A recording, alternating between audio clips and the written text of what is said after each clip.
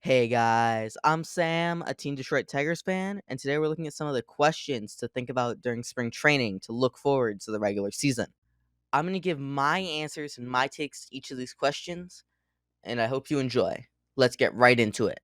My first question is about Javier Baez. Last year, he was horrible. I'm wondering if he's going to change his approach at all with his third percentile walk rate at 4.4%. I think that Javier Baez needs a change in his swing and everything because it certainly doesn't look like whatever he was doing last year is going to work out again. And I think that he needs a big one, especially to his plate discipline. He chases and he whiffs. I think that Javier Baez is going to come out looking a lot more disciplined. I think that he will have to look a little bit more disciplined because the Tigers keep signing these free agents, some of whom can play some shortstop. Like Gio Urshela can play a little bit of short if need be. And so Javier Baez, my big question for him is, how are you going to change your approach? How will we see this improvement? Because we need to see some improvement, or else this is going to be a really bad contract just in general. He was signed to a 6-year, $140 million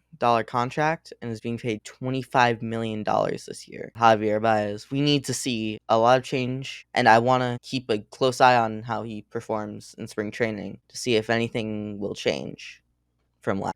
My second question is, how will Casey Mize bounce back from Tommy John? Casey Mize, the former number 1 overall pick in 2018, was out for the entirety of the 2023 season with Tommy John surgery. We need to see him perform. He's going to be a big part of this rotation if he performs.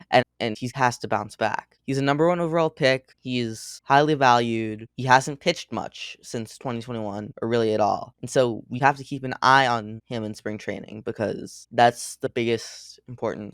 I think that's what partially what our rotation might come down to is, will Casey Mize go back to that 2021 form where he was 15% better than the average pitcher, or will he go to like a 2020 form or a 2022 form where he was like 25% worse than the average pitcher? I think that Casey Mize can definitely be a valuable pitcher for the Tigers.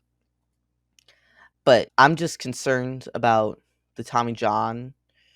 I think he has a lot of injury risk, but I think if he can work around his injury risk and probably a workload restriction, at least something of that, because he is coming back from Tommy John, obviously, and so don't want to go 0 to 100, but I do think that that's something to keep an eye on. Casey Mize's recovery from Tommy John and how speedy and how efficiently and how well he's just gonna do.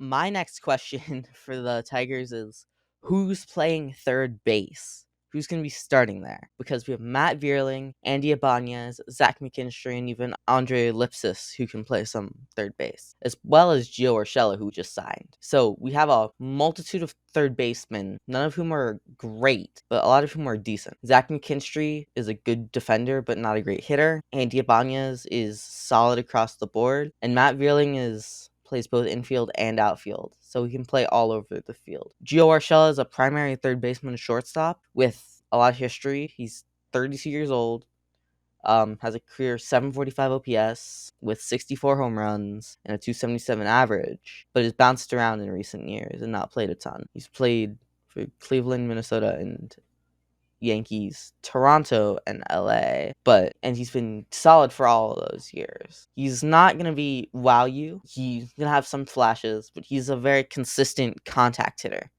Matt Vierling, he's possibly even slotted to be like an extra outfielder when we're facing a lefty, but he's fast, he has a decent hit tool, and he's a decent power hitter. He's my pick to start at third base, or at least was before Gio Urshela. I think Gio Urshela is on the 40 man, invited to spring training and all that. I think he will probably be the starter with him and then Andy Ibanez is our utility infielder. Where this leaves Zach McKinstry, I don't know. Zach McKinstry is all over because he can play a ton of different positions and play them all well. But is he really going to be slotted at third base? Probably not. But where will he play? Andy Ibanez was solid last year. He had 11 home runs and a 102 OPS plus and plays first, second, and third. so he might also play second, but I think that's where Colt Keith ends up. So the infield is just a whole mess at this point. And so not just third base, but everywhere else in the infield as well. Who's playing where? Just who's going to play where? And we'll certainly find out a lot based on how the Tigers play in spring training. And then by opening day, we'll see for sure who's made the roster. Another question is about the outfield. We have two slots basically filled, center field and right field, with Riley Green in right and Parker Meadows in center. But who is going to be in left? Will it be Kerry Carpenter, Mark Kanya, or Akil Badu? All three of these guys have played a decent amount in left field, and Mark Kanya was traded for, so I do think that we will probably have him playing in left field. However, Kerry Carpenter was also very good last year. And so if he's well, albeit he's not a great defender, you can throw him there if you need to. Also, he can DH, which is probably where he's going to end up. But Mark Kanya, and will they will he platoon with Akil Badu? Akil Badu is a lefty and he's younger. He hasn't been great recently. He hasn't been great. In 2021, he was solid. 2023, he was below average, but he still had 11 home runs. Akil Badu is going to be competing with Mark Kanya, but I think he has a lower chance. Mark Kanya, so primarily a left fielder. And so, because he's getting paid so much, I think Mark Kanya is going to start, but we might see the surprise resurgence of Akil Badu. Kerry Carpenter showing how well he can hit too. And then things got a lot more complicated for the Tigers. Is it going to be Kanya or Badu or both who's going to be starting in left field? A pitching question is, who's missing out on a starting spot in the rotation? We have 7 guys who I think have decent shots of making the starting rotation, but only 5 or maybe 6 guys will make it. I think we have 3 guys who are going to be locked in, and those are Terry Screwball, Jack Flaherty, and Kenta Maeda. But the other 4, Matt Manning, Casey Mize, Reese Olson, and Alex Faedo, are all going to have to compete with each other in spring training. Matt Manning, let's look at him first, has played a decent amount and has broken his foot a lot, at least once, I think twice. But has still had solid ERAs in both 2022 and 2023. He threw 63 in 2022 and 78 innings in 2023, but he's still not horrible. He's going to be probably making the rotation, him and Casey Mize, but also if they don't bounce back, as we talked about with Casey Mize, they might not do well. I say bounce back for Matt Manning because he had a foot injury over the offseason, and so he has to recover from that as well. But also, I think Matt Manning should be fine. News says that he's had a normal offseason throwing routine and should be ready for spring training. And we already talked about Casey Mize. If he bounces back, he'll be good.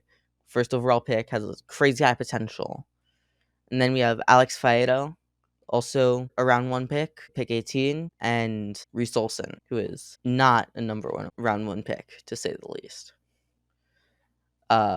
So Reese Olson had a 3.99 ERA in 2023 as a rookie with 103 innings, starting 18 games. I think that Reese Olson has a better shot because he's only 24 and Faedo's 28. And Faedo also has just consistently had worse results, but they might take one more chance on Faedo. I think this is a make or break season for Faedo, even with his only 2 years in the majors, because he's getting old.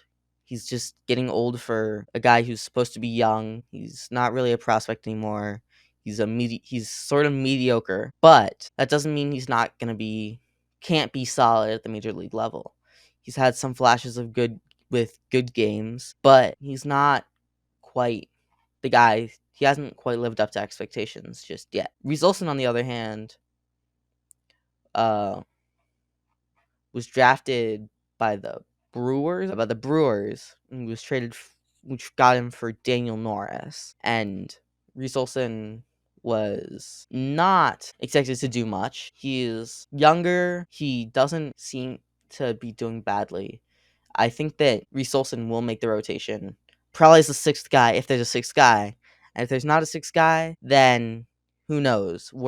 It's all up in the air, and maybe both Fido and Olsen are off the team, or maybe Manning or Mize if they can't recover and perform.